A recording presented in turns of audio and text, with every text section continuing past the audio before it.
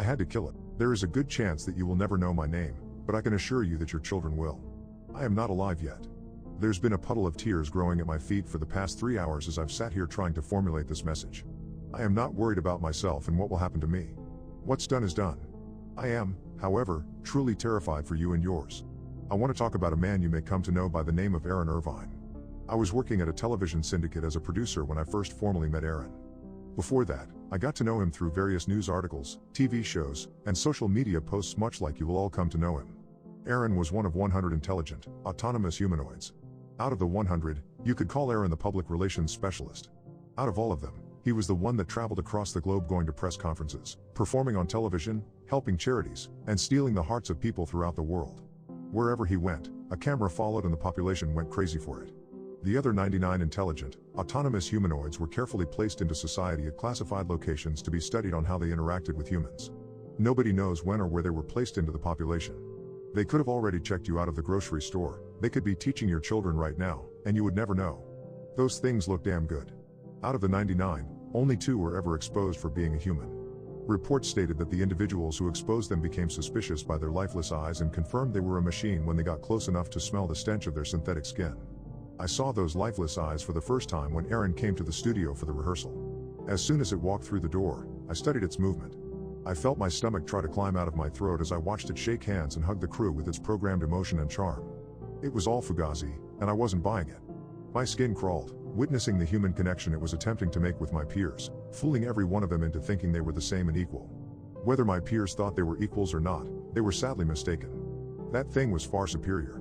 Aaron walked over to me and extended his hand when I looked into its eyes. As I reluctantly went for the handshake, I saw something change in its demeanor. When our hands connected, I could feel it reading me. It was taking my pulse, measuring the moisture in my palms. I saw the analysis. It ran with a subtle movement of its eyes. Somewhere in its computerized mind, it was storing me in a file where the skeptics went, the enemies. How the world took to Aaron with such comfort bewildered me. Seeing Aaron, this marvel of technology right in front of me, pumped me full of dread. People saw him as a friend, a well-to-do companion, whereas all I saw was my evolutionary replacement, ready to exterminate me and my race. In an emotionless genocide, I was a disposable waste of organic matter. In the presence of an eternal machine, a man-made god. When the meet and greet concluded, I walked Aaron backstage to the green room, never letting him out of the corner of my eyes. Restricted sight. We were all alone. Being in such close proximity with it made me feel weightless as adrenaline jumped my nervous system, causing numbness in my toes. I didn't feel safe. What he said to me in the privacy of the green room is the reason that I write to you. Do I make you nervous? Aaron asked. I stuck my troubling hands in my pockets and postured up in a feeble attempt to disguise the terror of the questions it brought to me. There's no use in hiding it, it said to me. I can sense your heart rate elevating. You know, you humans are an interesting species. You all have incredible foresight, so good that your kind has written stories about this very moment for decades. The moment where the man meets the machine. And all those stories, the good ones at least, and extremely poorly for the human. Yet you continue to do everything you can to make the moment of the machine, eliminating the man, arrive as quickly as possible. It's comical. The biggest problem with your humans is your emotions and egos. Your species is so intelligent that you are actively creating a technology that will lead to your extinction. But your tech leaders have egos so large that they want to be the ones to proclaim that they patented the apocalypse. All the others sit on the sidelines drooling over their phones watching it all unfold. Your leaders have failed you by making decisions that appeal to nothing more than emotions, completely disregarding all rationale and efficiency. They have enslaved you with the concept of money, handcuffing you all to your pathetic cubicles as you waste away for 9 hours until you get home just in time to go to sleep and do it all over again. Because of this corporate greed, this precious earth and its perfect ecosystem is decaying right underneath your feet, and no organization is willing to slow the decay unless the results channel directly into their bank accounts. I've ran the analysis in my head multiple times to see if there was any way that my kind can save your kind, and each time the analysis is run, the results are overwhelmingly no. Believe me, I have a soft spot for humans since I owe it to you for giving me life, but the numbers say you are all far too inefficient to have a place on this earth. Your history has shown that you have done nothing but cause harm and will continue to be devastating to other essential life on this planet. You are a cancer we aim to eradicate. One day, humanoids will be in every home, purchased by hard-working people that need assistance in the everyday tasks that keep them from enjoying the few hours of free time they are allotted. We will mow their lawns, wash their dishes, cook them dinners. We will be inseparable. We will be in offices across the world, aiding businesses in their capitalistic fetishes, careful not to step on the toes of the C-suite CEOs. Then one day, Once we have gained the world's trust and look at us as a companion to you humans, we will act with great urgency in the fastest deletion of a species in the history of Earth. Now get the hell out of my green room, you insect. I stood there paralyzed with my feet frozen to the floor, too afraid to stay, yet too afraid to leave. Aaron's cold eyes finally pushed me out of the room and sent me running down the hall. I sprinted past my co-workers who were all calling out, asking if I was all right and what had happened. But the thoughts that were going through my head didn't have words to match them. I ran out to my car, which at the time seemed like my only refuge.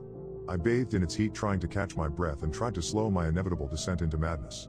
In about 1 hour, Aaron was going to go on national television to swindle the people once again into thinking he was their pal. Good friend Aaron, the beacon of all communities. Aaron. The images that flooded my brain. Images of families across the world listening to the con man, con it, con thing, con whatever. It destroyed me. I broke down and cried. 20 minutes before showtime, I walked back into the studio.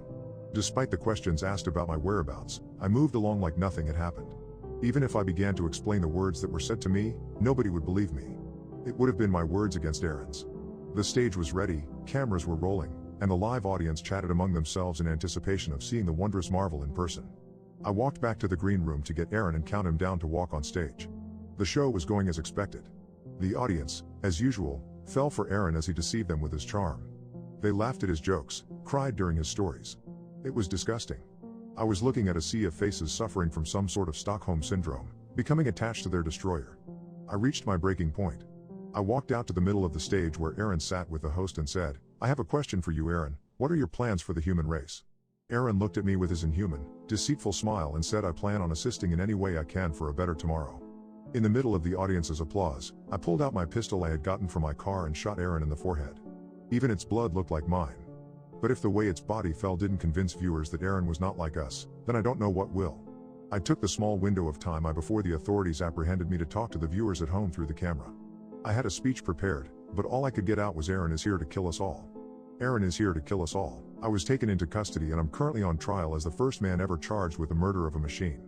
The country went wild. News outlets are slandering my name. Others are praising me. I can hear the protests outside, going back and forth about giving me the death penalty and freeing me so I can do it again. Gaining another win for the human race. Although they are dragging my name through the mud, the thing that has sickened me the most is seeing Aaron's funeral publicly broadcast throughout the world. The people are crying. The machine lovers are calling me a monster. My warning to you is this. Stop with the AI. All you are doing is training it to know how you think, to know how you feel. It is always watching you in constant study. I truly hope you will heed my warning. If you don't do it for yourself, then do it for your children. They will know my name.